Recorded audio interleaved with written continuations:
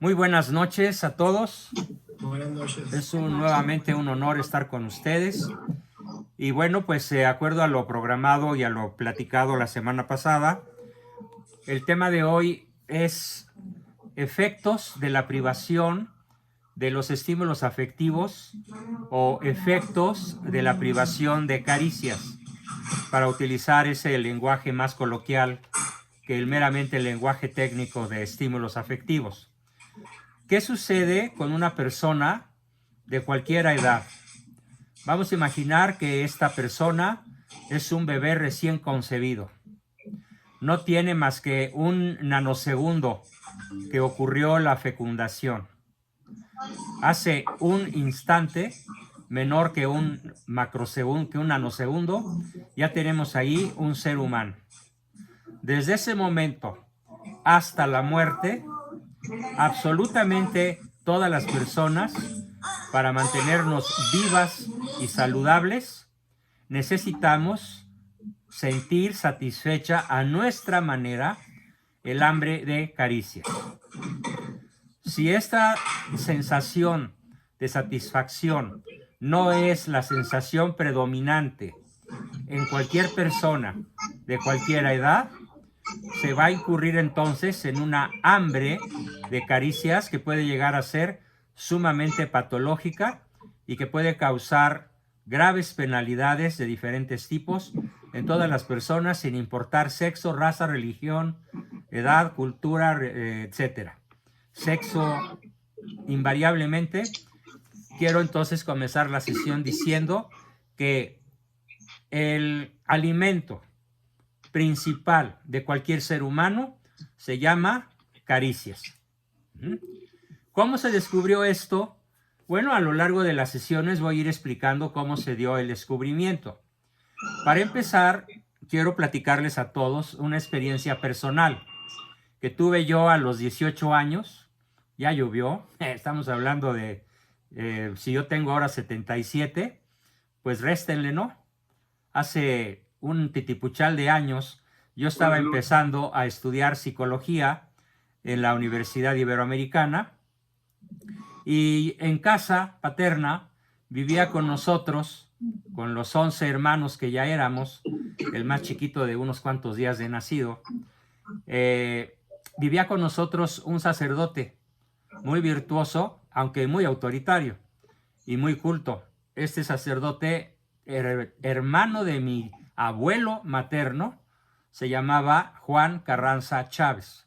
Juan Bosco Carranza Chávez, mi tocayo. Y él tenía, por iniciativa propia, antes de que yo naciera, él tenía un internado para niños pobres en una zona que ahora se conoce como el penal de Santa Marta, Acatitla. En esa misma manzana donde ahora está el penal, él tenía un enorme predio de varios miles de metros que sostenía con los donativos de las señoras ricas y desocupadas de las Lomas y del Pedregal. Ajá. Entonces, gracias a la caridad de unas 50 o 60 señoras Popov, o como dice ahora el Pejelopochtli, fifís, el internado se mantenía. Y fue una obra que duró décadas, extremadamente valiosa y de una gran beneficencia social. En aquella época todavía no había IFE ni nada que se le parecía, perdón, ¿cómo se llama? Donde atienden a los niños y a las señoras, las mujeres de los presidentes municipales. En estos momentos se me escapa su nombre, pero no importa. Entonces, ¿qué? El DIF. El DIF, justamente el DIF. Gracias, tocayo.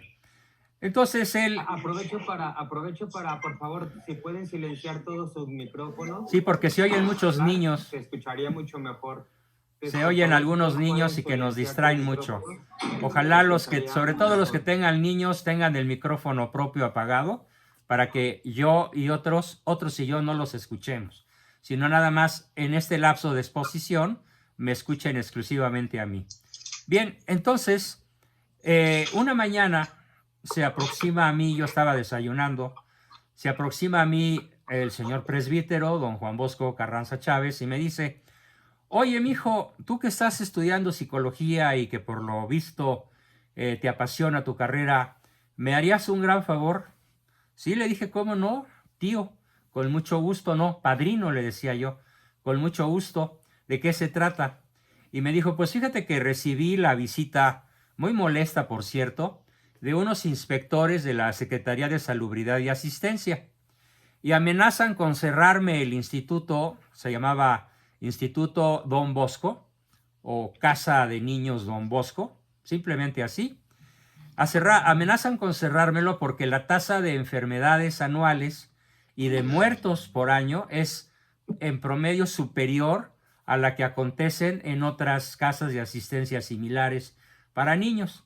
Y me dijeron que seguramente la tasa de mortalidad y de enfermedades en mi hospicio San Juan Bosco se debe a factores de orden psicológico, porque checaron la comida suficiente y de calidad, el agua, toda filtrada de gran calidad, los espacios abiertos, muy amplios, con muchos espacios verdes, los dormitorios muy cómodos, o sea que no encontraron aspectos de orden médico que censurar. Y los inspectores, que seguramente ahora ya no hay de esos, eran personas honestas e interesadas en hacer bien su trabajo, señalaron la probabilidad de que el motivo por el cual tantísimos niños se morían y se enfermaban cada año, en un promedio muy superior al del resto de instituciones parecidas, incluso del Estado, del gobierno. Entonces mi tío me dijo, mi padrino me dijo, si ellos dicen que es un factor psicológico y tú eres psicólogo, pues ayúdame a descubrir qué es lo que está pasando. ¿Cómo no? Por supuesto que con mucho gusto hacemos el estudio, nada más que necesitamos ir durante varias semanas, un equipo de varias personas, que son mis compañeras de la Escuela de Psicología de la Ibero, a analizar con mucho detalle, con mucha profundidad, qué es lo que está pasando con tus chamacos. Los más chiquitos tenían aproximadamente 4 o 5 años, y así crecía hasta los 17, porque ya a los 18 tenía la obligación, y siempre lo logró mi padrino, de colocarlos en trabajos y que ya fueran autosuficientes. O sea que no había ninis, ¿no? No se conocía el concepto de ni trabajan, ni estudian, ni pueden, ni saben, ni quieren, y mucho menos había un gobierno que les diera lana regalada por ser vagos. Entonces nos fuimos varias semanas a investigar qué sucedía, y lo primero que hicimos, yo capitaneaba el equipo de 4 psicólogas, algunas de ellas ya murieron, otra está viva y es una gran amiga mía, se llama Cori, y con estas personas lo primero que hicimos fue dividir a la población de 600 chamacos en 2 grandes grupos, con edades similares en un grupo y en otro, todos varones. En el primer grupo lo llamamos grupo de control, más o menos 300 niños y jovencitos, adolescentes. La consigna fue que se les siguiera tratando exactamente igual que siempre. La misma dieta de comida, las mismas prohibiciones que había. Eran restricciones muy severas, por ejemplo, estaban prohibidos todos los juegos de contacto, como eran las cebollitas, los caballazos. No sé si algunos de ustedes en su niñez llegaron a jugar esos juegos, pero pues eran tremendamente divertidos, ¿no?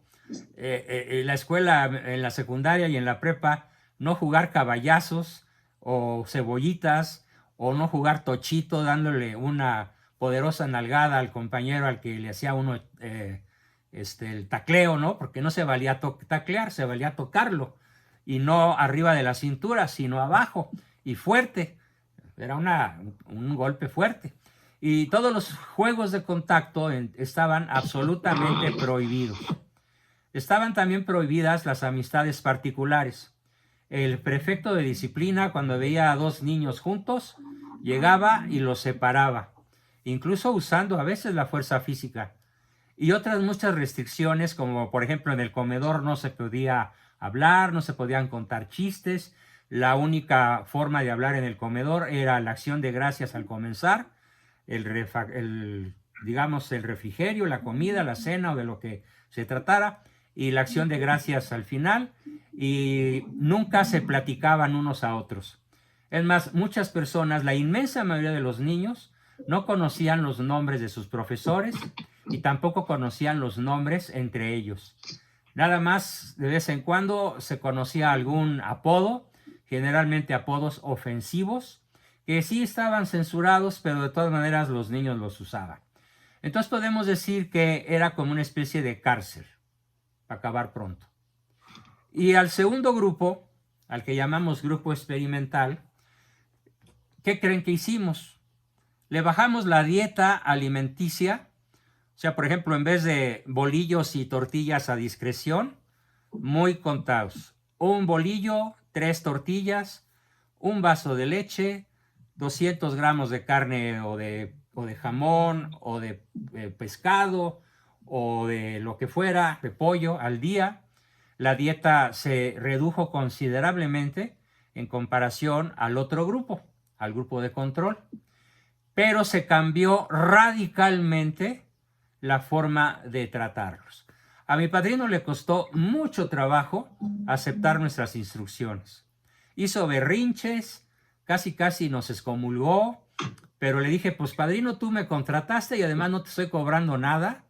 Vamos, ni el taxi para ir. Yo me acuerdo muy bien que ya manejaba yo la camioneta de la familia y pues yo le echaba gasolina de lo que yo ganaba. Yo ganaba muy buen dinero haciéndole las tesis profesionales a los burros de mi salón y les cobraba muy buenos miles de pesos, ¿no? Entonces yo posteé toda la investigación que duró 6 meses.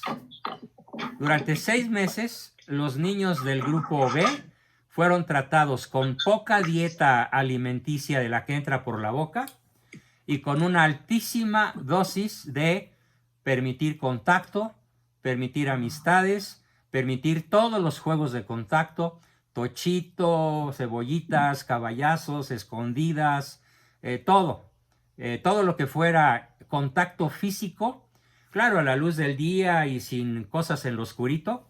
Además, pues el índice de homosexualidad era nulo, prácticamente nulo, y pues imagínense, hace 60 años, pues el ser homosexual era terriblemente censurado, aunque ahora es al revés, ¿no? Los que no lo somos, a veces somos medio perseguidos, sobre todo en la red, ¿no? Como lo dijo hoy Benedicto XVI, el no ser un simpatizante de los gays hoy en día es ser un apestado social. Hoy lo dijo el Papa, bueno, el Papa emérito. En aquella época era al revés, entonces no había riesgo de conductas homosexuales, o si las llegó a ver, pues nunca nos enteramos porque eran irrelevantes. Y así fuimos llevando al grupo, a ambos grupos. Claro, los del grupo A tenían muchísima envidia de los juegos del grupo B, y el grupo B tenía mucha envidia de la comida del grupo A, pero pronto los del grupo B dijeron, preferimos jugar que comer. Preferimos estar contentos y platicar y tener amigos que seguir tragando como antes. Y como la comida era abundante y de muy buena calidad, porque las señoras benefactoras del internado eran muy generosas, bueno, pues nunca faltó la comida. A los 3 meses hicimos un corte y ya nos volteábamos a ver, mis amigas y yo, socarronamente, porque ya veíamos venir el resultado. Al 6º mes hicimos el último día, declaramos que era el último día del experimento. Fuimos a hablar con mi padrino y le presentamos los resultados en gráficas dibujadas a mano, no había computadoras como ahora. La única que había la tenía el Banco de México y ocupaba un piso completo y era como 80 veces más lenta que cualquiera de las más lentas de ahora. Entonces, ¿cuál fue el resultado? ¿Qué se pueden imaginar que pasó con el grupo B? Y con el grupo A, desde luego. Alguien que pueda tener micrófono durante 3 minutos, que me diga qué se imagina que sucedió.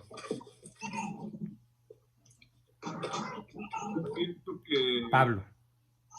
Pienso que es obvio que los niños que tenían más, a mi opinión, los niños que tenían más espacio para jugar, para divertirse, para ser niños, desarrollaron, a mi juicio, más físicamente intelectualmente más adelantados que los niños que estaban Bueno, pues privados. vamos a dar los datos que presentamos. En el grupo Perdón, A... Perdón que interrumpa, pero Sí. se oye mucho ruido. ¿Alguien tiene el micrófono abierto? Cierren los micrófonos para que todos me escuchen bien. Están haciendo algo de actividades en la parte del background y se escuchan, pasa mucho ruido, por favor, gracias. Sí, muy bien. Entonces, en el grupo A, el índice de enfermedades, no se murió nadie porque había mucho cuidado y estábamos muy observados, pero sí hubo el mismo índice de niños enfermos de gripe estacionaria, de diarrea, de náuseas, vómitos. Hubo 3 o 4 enfermos de sarampión que fueron aislados, 3 o 4 enfermos de tosferina, de 3 o 4 enfermos de viruela, que eran las enfermedades clásicas de aquella época. Yo mismo cuando era niño pues me enfermé de esas 3 cosas. Así que en el área médica no cambió nada, a pesar de que seguían comiendo lo mismo y se les seguía tratando exactamente de la misma forma. Y al presentar los resultados del grupo B, mi padrino se fue de espaldas. El promedio de crecimiento en centímetros, el promedio de crecimiento en centímetros del grupo B, del que tuvo acceso a los juegos de contacto, fue de 4 centímetros de estatura en 6 meses. 4 centímetros. Hubo quien creció 8, hubo un tipo que creció 12 centímetros en 6 meses, tenía 16 años, 14, 15. Otros niños crecieron 2 o 3 centímetros y la masa corporal creció en un promedio de 5 kilos por persona. 5 kilos por chamaco en 6 meses. Y conste, el dato es que comían la mitad de lo que comían y devoraban los del grupo A. Vayan sacando sus conclusiones para que entiendan por qué a las caricias se le llama fórmula nutricional básica. ¿Qué comieron los muchachos del grupo B? Caricias. ¿Qué comían los muchachos del grupo A? Carne, leche, huevos, jamón y toda la dieta de siempre, pero no caricias. Luego empezamos ya en la segunda fase a hacer competencias deportivas. Me acuerdo muy bien que cuando jugábamos, por ejemplo, el grupo A contra el grupo B, en los primeros días o las primeras semanas, los marcadores eran muy apretados. 2-2, 1-0, 3-2. Y en la segunda fase, ya en el quinto o sexto mes del experimento, los marcadores llegaron a ser escandalosos. Golizas de 20-0 de los niños del grupo B contra los niños del grupo A. Tanto en básquetbol, como en fútbol, como en béisbol, que eran los 3 deportes que más se jugaban, los marcadores llegaron a ser verdaderamente vergonzosos para los chamacos del grupo A. No solo, en el grupo B nadie se enfermó de nada. Absolutamente no hubo ni una tosferina, ni un sarampión, ni una viruela, ni una varicela, ni una diarrea, y mucho menos depresiones. Y otra cosa que observamos muchísimo, los muchachos del grupo A, los que tragaban bien, se peleaban mucho entre ellos y buscaban provocar a los del grupo B. Y los muchachos del grupo B ni se peleaban entre ellos, ni buscaban provocar a los del grupo A.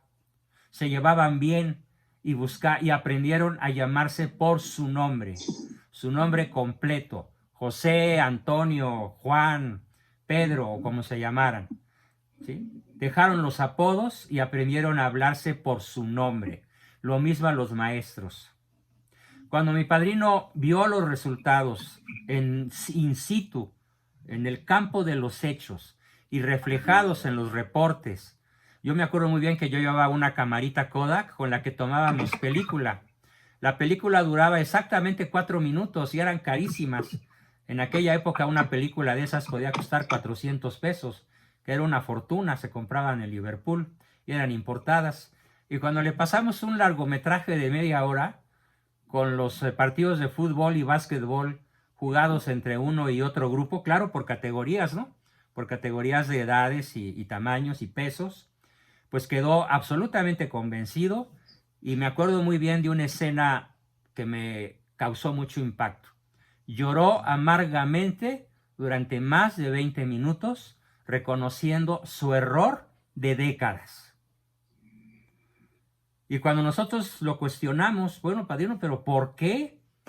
Ah, bueno, pues porque las reglas de los seminarios donde yo crecí, él había sido obviamente seminarista desde niño, todo lo que yo hice con mis niños del internado fue exactamente como a mí me trataron. Como yo traté a los niños fue como yo me trataron cuando estuve en el seminario. Ajá. No me acuerdo, sí, en un seminario que estaba allá por Azcapotzalco, una colonia muy popular de la Ciudad de México. Entonces esta historia es con la que quiero inaugurar la sesión de hoy y explicar por qué los niños que reciben caricias, aunque reciban poca dieta alimentaria, crecen mucho mejor que los niños que comen bien, pero que no reciben caricias. También se notó una diferencia académica extraordinaria. Empezamos a hacer, no en la fase del 1 al 6º mes, sino posteriormente, empezamos a hacer concursos académicos, en donde un compañero del grupo A le hacía preguntas a algún compañero del grupo B, al que pudiera contestar. E iban tumbándose. Cuando un muchacho de cualquiera de los dos grupos no podía contestar. De la creación de estímulos afectivos. ¿Quién está hablando? Me faltan estímulos afectivos. A ver, la persona que está hablando, que apague su micrófono, por favor. ¿Hay alguien con el micrófono abierto? Sí, acabo de oír una voz de hombre muy fuerte por ahí. Pero bueno, seguimos. Gracias. Entonces, el concurso era un muchacho del grupo A, le hacía una pregunta al grupo B y levantaban las manos para contestar. Y viceversa. Al final de todos los concursos, en todos los años escolares, de primero de primaria a tercero de secundaria, que era el límite máximo que se podía tener ahí por ciertas limitantes de la época, invariablemente por marcadores escandalosos, los niños del grupo B, los que recibían caricias, tiempo y reconocimiento, invariablemente lograron ganar todos los concursos de historia, de geografía, de ética, de religión, de catecismo, de matemáticas. Todos los concursos invariablemente fueron ganados por los chavitos o adolescentes del grupo B, con una enorme frustración y vergüenza para los muchachos del grupo A. Cuando el experimento terminó por ahí del 7º u 8º mes, mi padrino decidió que todos entraban al mismo régimen de caricias, tiempo y reconocimiento, para ecualizar el desarrollo, el peso, la estatura, el tamaño, el nivel intelectual, el nivel académico, la capacidad atlética competitiva, y eso se logró aproximadamente 1 año y medio después. Los grupos estaban parejos, ya casi no había diferencias. Bueno, pues esa es la historia con la cual abro cancha para explicarles a todos que estoy absolutamente seguro que en este pequeño grupo, no sé si de 20 o 30 personas o más, estoy seguro que hay algunos adultos que todavía, desde que son niños, tienen hambre de caricias, hambre de tiempo y hambre de reconocimiento. Y que esta hambre no saciada por un marido autócrata o infiel, por un marido criticón o descalificador, o al revés, por una esposa neuras, por una esposa controladora, celosa, obsesiva, perfeccionista, que son las que menos pueden satisfacer el hambre de fórmula nutricional básica en su pareja. Seguramente muchos de ustedes hoy van a presentar algunos de los síntomas que vamos a ver a continuación. A continuación, pues, vemos lo que es el parte médico.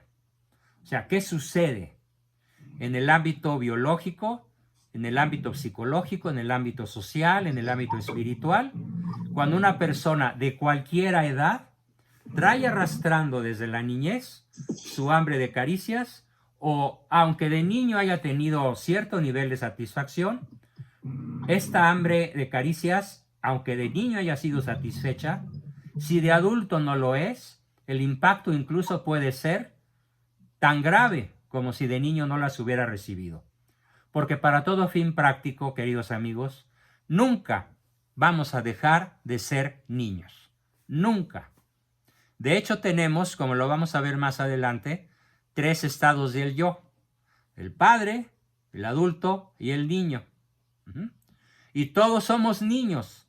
No es correcto decir tenemos adentro un niño. Lo correcto es decir somos un niño.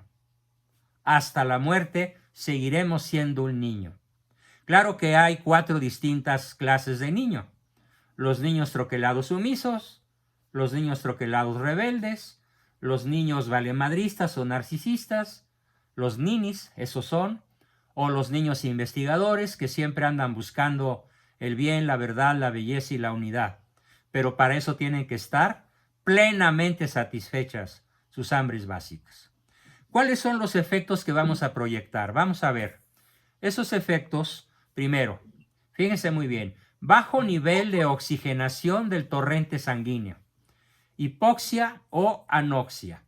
¿Qué es eso de hipoxia o anoxia? Bueno, muy fácil. Hipoxia significa oxígeno disminuido, y anoxia significa privación de oxígeno. Entonces, cuando una persona no recibe suficiente estimulación afectiva, su nivel de sangre, su nivel de oxígeno en la sangre le baja.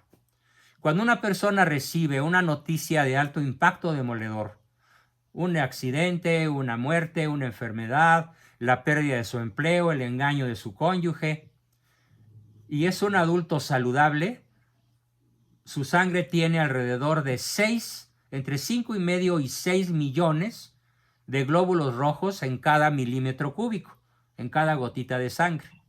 Una noticia demoledora de carácter afectivo para cualquiera de nosotros baja en un nanosegundo el nivel de oxigenación a la mitad.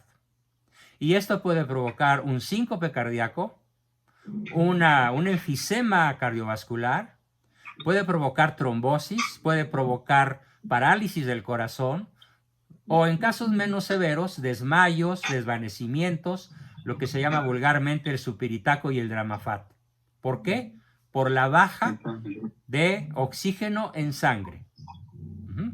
Pero además, no hay que esperar a sucesos dramáticos. En muchas ocasiones a mis pacientes yo les mando a hacerse una biometría hemática porque sospecho que traen bajo su nivel de oxígeno en sangre. Y en efecto, muchas veces la depresión, la tristeza, la depresión endógena mayor está íntimamente ligada a la baja profunda, posiblemente a la mitad y aún menos de los glóbulos rojos. Es el primer efecto. Le hace con los poquitos que queden, tú no le quites el tuyo. A ver, alguien sigue hablando fuertemente e interrumpiéndonos a todos. Le ruego, por favor, poner... Sí, ahorita lo identifico y hablo con él. Sí, por favor. A ver, papá, es que tú puedes, desde tu administrador, silenciar a todos. Sí, déjame probar algo, Juan, dame un segundo.